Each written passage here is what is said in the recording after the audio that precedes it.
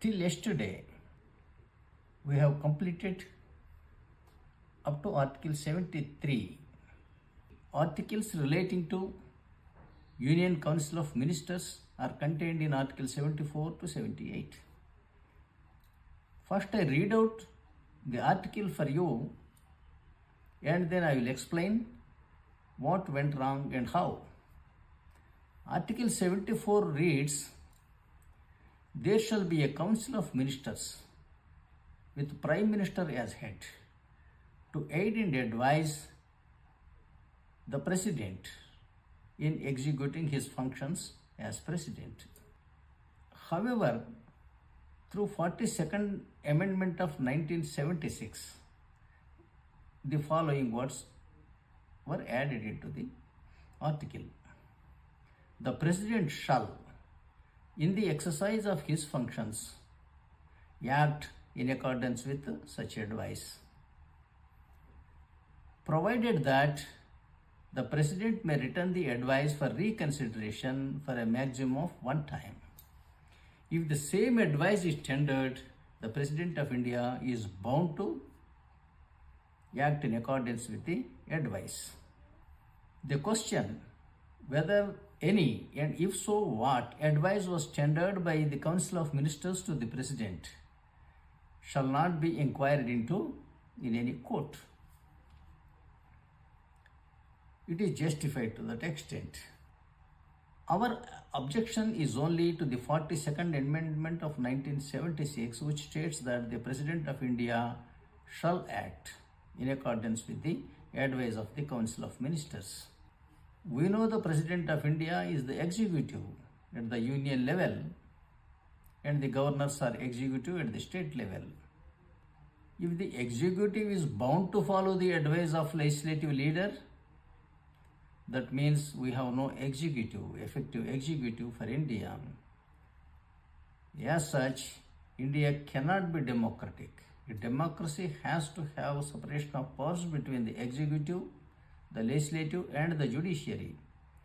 When you said that the executive is bound to follow the advice of legislative leader, there is no effective or meaningful executive. As such, India cannot be a democracy. It has never been since 1950. Now, I have explained you in the previous videos that we achieved independence in 1947 and Jawaharlal Nehru was sworn in as Prime Minister according to British conventions by Lord Mountbatten in 1947, and he ruled the country from 1947 to 1950 as Prime Minister. Of course, he was in high esteem, he was highly influential over the party, over the government and over the people also. There was no strong opposition. But the constitution came into existence in 1950. It suggested presidential form of democracy for India. A president has to be elected. If Jawaharlal Nehru, Dr. B.R. Ambedkar or Sardar Vallabhbhai Patel or anybody else, had they contested as President of India, won the election and ruled this country in accordance with the constitution, India would have been democratic and constitutional. Unfortunately, that did not happen. To contest as President of India in 1950, the so-called leaders were required to resign to their existing positions. There was a temporary ministry from 1947 to 1952 until the first general elections. And Dr. B.R. Ambedkar, Sardar Vallabhbhai Patel and several others, even from other parties, were ministers in the temporary cabinet. So to avoid this standoff, to avoid this catastrophe, they have put forth Babu Rajendra Prasad as a consensus candidate and he won. With that gratitude, he confined himself to the Rashtrapati Bhavan and signed and stamped whatever papers sent to him by the Council of Ministers, mainly the President, mainly the Prime Ministers. To regularize this illegal practice, unconstitutional practice, Srimata Indira Gandhi in 1970s during the period of emergency has introduced the 42nd Amendment to the effect that President of India shall be bound by the advice of the Council of Ministers. This is an insult to language, misfortune of the people of this country, to say that all powers are yours, but you have to act according to my advice. My advice is command for you. My advice is order for you. This is a meaningless. This is against the basic principles of language. How an advice can ever become an order, especially by the subordinates to their superior.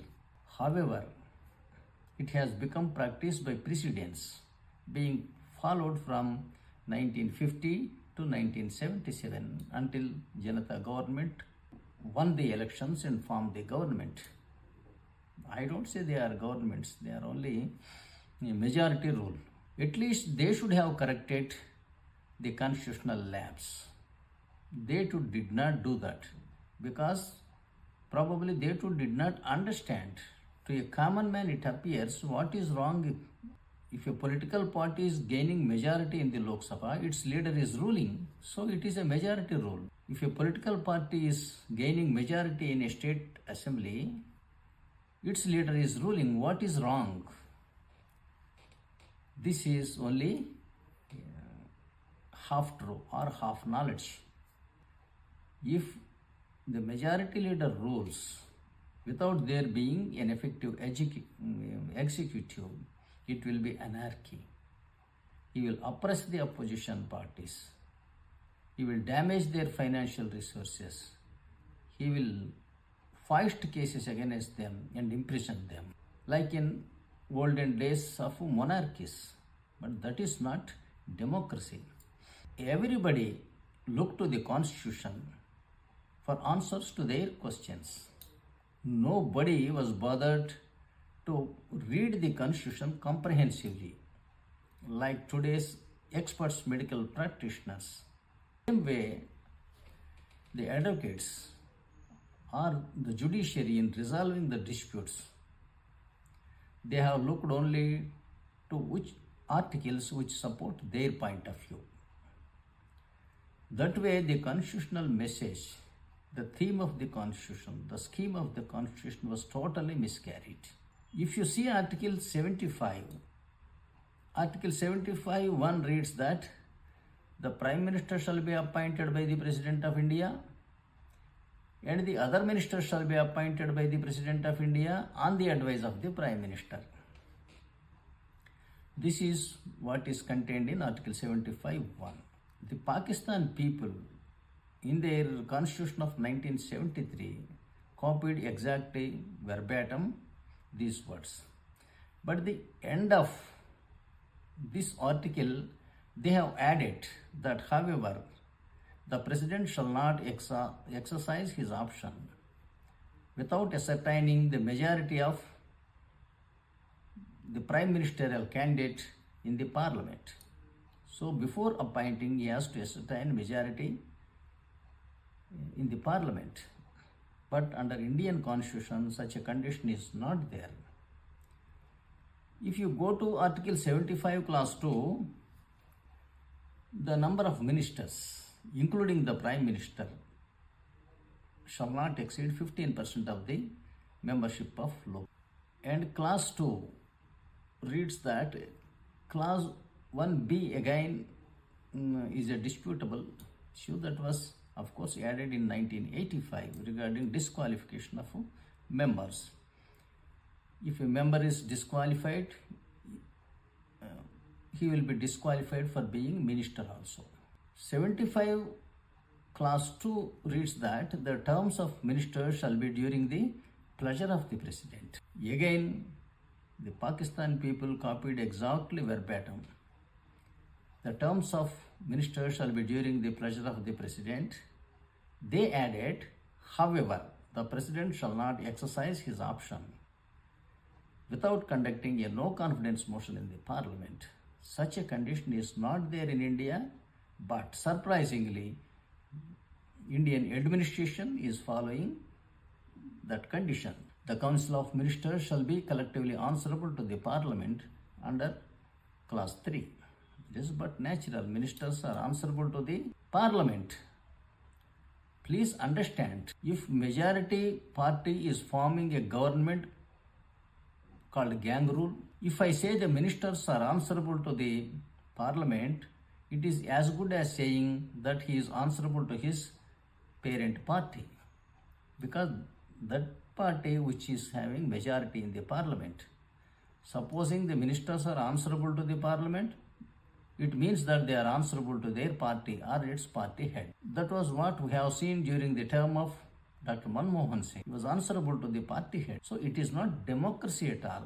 Indians have perfectly misunderstood the basic tenets of democracy and the heart of Indian constitution. We have seen Prime Minister and other ministers are appointed by the President of India. When appointed, they need not be members of either House of Parliament. They can be outsiders, you and I also.